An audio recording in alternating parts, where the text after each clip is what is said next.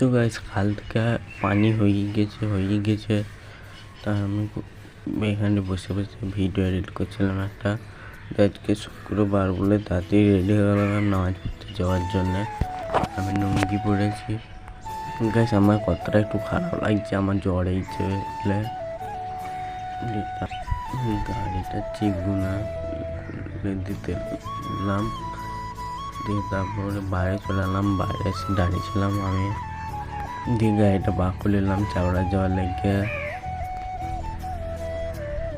দিয়ে এরকম একটা জায়গায় চলে এলাম, এখানে একটা ভিডিও করে নিলাম আমার।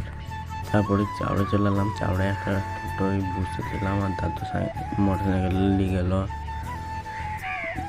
মোটর সাইকেলে নিয়ে আবার বাড়ি চলে এলাম। বাড়ি এসে সরানোর ধারে এলাম। মিনিগুলো যদি ভালো লাগে লাইক করে দিও।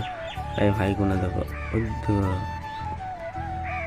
মিনি ব্লগটা যদি ভালো লাগে লাইক করে দিও। কতটা মানে ম্যাগ উঠেছে দেখো।